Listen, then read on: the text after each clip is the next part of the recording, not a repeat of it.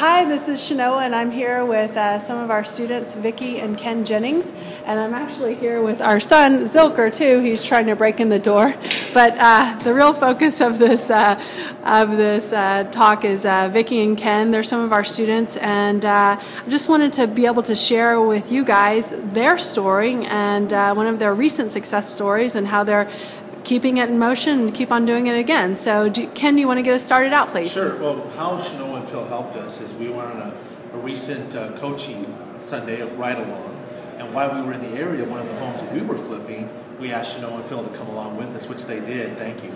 And how we benefited from it was I was planning on this particular home of replacing all the siding on the house. It was all in disrepair, but after having Shenoah and Phill come and look at the house, and interestingly enough, they were doing they had done a house next door, so they already had a lot of familiarity with this type of building. Phill suggested that I don't replace all the siding yet.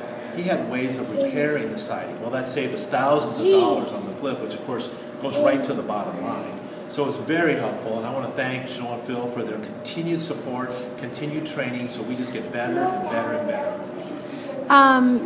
Vicki, will you tell us the numbers on that particular deal? And how you found the house? Like what type of marketing you did to find it? Okay, we sent out the yellow letters for non-owner-occupied owners, and we got a call from this guy during the time when our coach was here with us, and we actually presented him with an offer.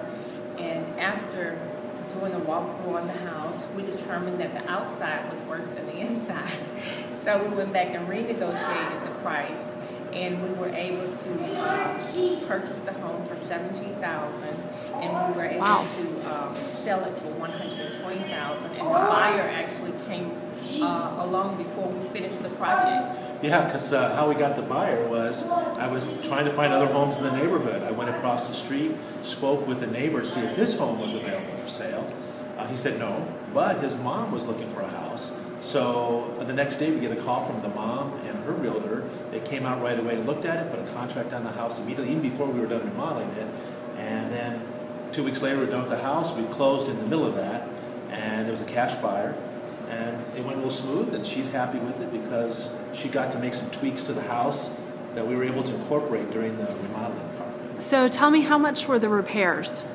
Well, my budget was $15,000, but when I got together with the new owner, we started walking through the house, seeing some of the things she wanted. I let myself get a little out of hand, and so I ended up spending about $18,000 on repairs. However, I know if Vicki was handling it, she would have done it for the $15,000. But I'm still happy with it. And the numbers worked out really well on it, and that's kind of... Yeah, it sounds like a good day. Oh, what was really good about this also is because we were in this neighborhood working, we got to meet other neighbors in the neighborhood. One looks like it's going to turn into a listing. The other one, we're going to close on tomorrow. It was a foreclosure. We got it on a short sale, all because we were in that neighborhood working. So you guys have the same strategy that Phill and I have, which is an investor and a realtor. Can you talk about how that's benefited you, that relationship and that partnership, and what that's allowed you to do specifically with this deal and maybe some other deals you've done in the past? Well, the next door neighbor, she came over and she wanted to look at the house, and she was thinking about selling her house. And went over, visited with her. She told me her situation. I presented her with an offer that was not satisfactory to her. I let a few days go by. I came back with my Realtor cap on, sat down, and discussed listing the property with her. So they're in the process of making a few repairs, and then we're going to see if she's going to commit to listing the house.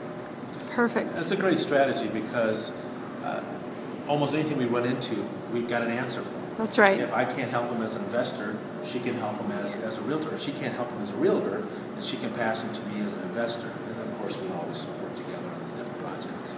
Right, and I did remember on the short sale property, there's a lot of stuff that belongs to the sellers, and there definitely needs to be cleaned up. So I did do a separate agreement where they agreed to clean the house, get those items out of the house, so that won't be an additional price tag for me to take care of. Another thing we learned from Shenoah and Phill. Right. Swept clean.